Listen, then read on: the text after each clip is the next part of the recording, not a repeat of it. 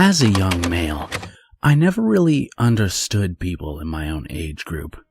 I mean, is it really necessary to be an aggressive and disruptive asshole every waking moment of your life? Fucking jerks. Sorry, I'm getting ahead of myself. Let me set things up for you. I'm a security guard that works at an RV lot in Florida. It's one of those resorts where the snowbirds flock to during the wintertime. That basically means all the retired folks come down from up north and spend a good part of the winter season here in Florida. Anyways, working unarmed security despite all the things that you have heard is not always easy. You have to deal with very rude and insipid morons from time to time, and when that happens, the paperwork piles up. In my case, being a skinny pushover doesn't make my job any easier. Poor me. One of my scariest encounters with individuals who pretty much think that they can get away with trespassing on private property and stealing shit occurred during the summer of 2013. I hope you understand that I'm not comfortable on sharing any information regarding this occurrence because I don't like the idea of random people knowing where I work.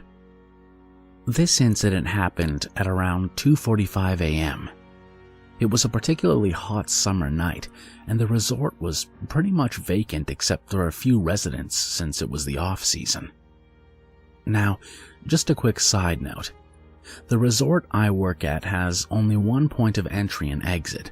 The rest of the perimeter is fenced off. So, basically, I would have to watch the resort entrance for about 30 minutes, then do a street patrol on my golf cart for about 30 minutes, then go back to watching the entrance again. And this cycle repeats itself for 8 hours.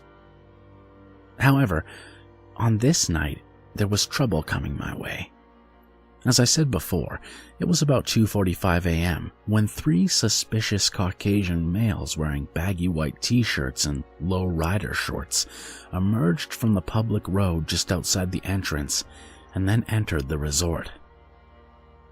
I immediately pointed my flashlight at them. I was instantly unnerved by the sight of red bandanas covering their faces. I aimed the beam of light directly at one of them and said, "Hey, this is private property. I'm going to have to ask you guys to leave." They didn't pay any attention to my presence, and they just kept on advancing into the resort. I pulled out my golf cart onto the street from my parking spot and again said, "Hey, you guys cannot be here. You're trespassing on private property." One of the Slim Shady clones turned to me and said, "Go fuck yourself, pussy." Well, at that moment I realized that these dudes were not interested in leaving the resort and that they were most likely here to ransack one of the unoccupied mobile home units. I watched as they walked down one of the resort's streets and disappeared into the maze of RV and mobile homes. I didn't pursue them. These guys appeared to be in their 20s, and even though they were wearing baggy clothes, I could tell that these guys were way bigger than I was. Plus, I wasn't armed and I didn't know if these dudes were packing heat, and I'm not paid enough to be a hero. I pulled out my cell phone and called the cops. While I was waiting on the phone with the police, I nervously kept glancing around. As I stated earlier, there was only one exit to this place, and I was right next to it because I didn't think driving around the resort playing cat and mouse with 3 physically superior males looking for trouble was the best idea. I mean, they could be hiding anywhere in there, and even if I didn't confront them, it would be 3-on-1. But at the same time, it was unlikely that they would jump the fence because of the protective barbed wire around the fencing. So if they did decide to exit the resort, it would take them right past where I was. The police operator mentioned that they were looking for these guys. Apparently they'd done something prior to entering my resort. The police operator instructed me to sit tight and that the police would be arriving soon. After she got done telling me that, I saw the 3 thugs appear from behind a nearby unit. They started walking in my direction. I heard one of them say, "I think this pussy just called the cops on us. Let's beat his ass before the pigs show up." After that was said, the 3 started running full speed towards me. I took off down another resort street, hoping that they would leave through the exit, but to my horror, I looked back and the 3 thugs were tailing my golf cart. The golf cart is pretty old and doesn't go very fast, plus the battery wasn't to its full capacity since I was more than halfway into my shift. I fucking floored it. I could hear the 3 behind me shouting obscenities and threats. I feared for my life as I raced down the street. I didn't know what would happen to me if these guys caught up with me. I was about to reach the end of the street and turn the corner when I saw the red and blue rays of light coming from behind me. I managed to look behind me one last time before cutting the corner. 3 police cruisers were coming down the road toward the 3 Slim Shadies and me. One of the intruders shouted, "Oh shit!" And then, like 3 real gangsters, the 3 then took off into an alley that was between 2 nearby units, located on the opposite side of the street from the corner I was about to turn into. I turned the corner and stopped my golf cart. My heart was about to pop out of my chest. Shortly after I stopped my cart, a police car emerged from the street that was parallel to where the chase took place. Keep in mind, this all went down in the middle of the property. The officer pulled up next to me and asked if I was okay. I said I was. As soon as I said that, we heard what sounded like a shouting match between the thugs and the other cops that were in the resort, and it sounded like it was coming from somewhere nearby. I also heard what sounded like someone being slammed against the hood of a car. I've never heard the word fuck being shouted out loud so many times. I later found out that these guys were wanted for arson. Before they paid me a visit that night, they torched 2 units to the ground at a neighboring resort, and they also set fire to a car while they were there as well. I consider myself very lucky to have come out of this situation without a scratch. Hell, if the cops hadn't shown up when they did, I probably would have been pulverized by the trio. I had a chance to testify against them in court, but I opted not to because they had more than enough charges against them to put them away for a very long time, even without my testimony. I'll never forget that night. Many of the residents thanked me for my actions, but honestly, all I did was call the cops like I'd assume anyone else would. But I did appreciate the brief admiration. So, 3 Slim Shady clone gang members? Let's not meet again.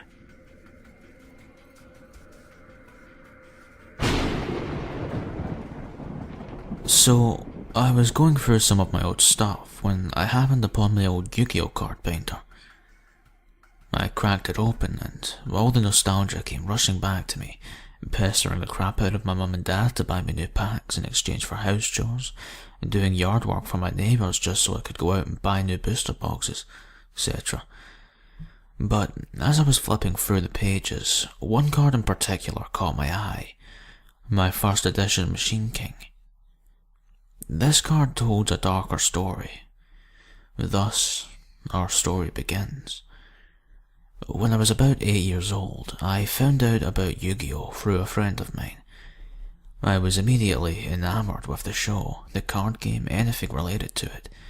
I got my first 2 decks not too long after, a Seiro Kaiba starter deck and a Yugi starter deck. Of course, excited, I took these to school to show them off to my friends. Most of them hadn't heard of Yu-Gi-Oh before. One of my friends who did know of the game told me that there were Yu-Gi-Oh tournaments being held at our local Walmart. I was flipping out at the thought of it. I found out it was being held on Saturdays out in their lawn and garden section, so the very next day I begged my dad to take me. He had to do some grocery shopping anyway, so he didn't see the harm in it. He took me back to the lawn and garden section and made sure to tell me, "Look, I'll be done in about an hour. If anyone tries to grab you, hurt you, or anything like that, scream for the nearest employee." Now, I wasn't a dumb kid by any means, but keep this in mind for the remainder of the story. So, I looked for anyone around my age to duel. There were some teenagers, some supervising adults, and any kid that was my age was already dueling someone else their age. I was pretty bummed out, and almost left because of this. Before I had a chance to turn around and leave, I heard a voice. "Hey, you looking for someone to duel?"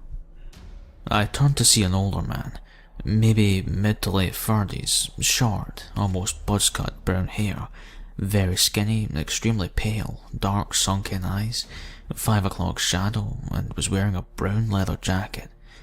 The jacket threw me off, and is something I still don't understand to this day because it was late springtime, and it was pretty hot and humid out.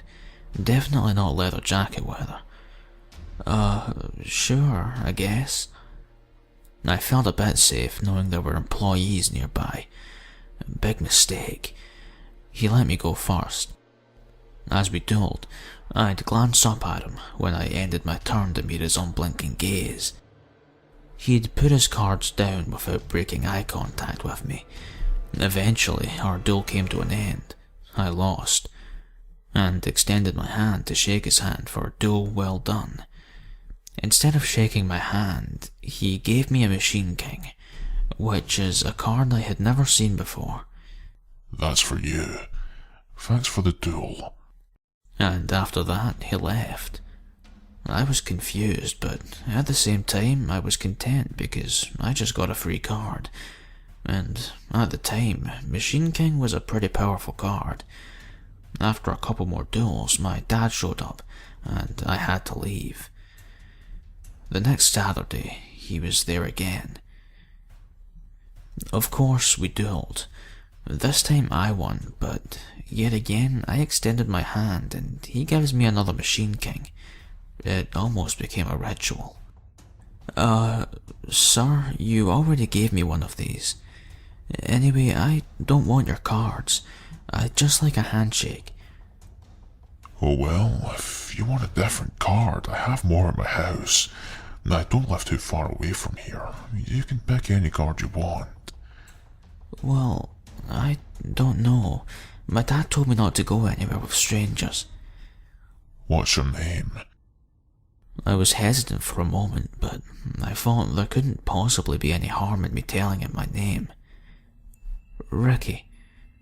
"Well, my name is Tom. See, I'm not a stranger anymore." "Well, I suppose not." "Exactly. So, should we go?" He ushered me towards the exit. I don't know why, but I stupidly went with him. Before we made it to the exit of the store, I was stopped in my tracks by the booming voice of my dad.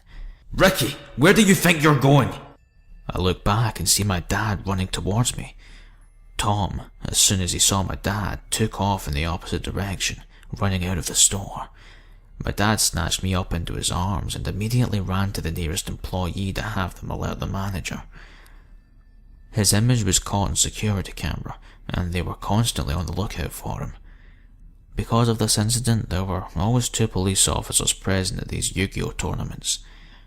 I am not sure if they ever caught the guy, or whatever happened to him, but my dad and I both sit and shudder at the thought of what could have happened. So, creepy child predator, let's never meet again.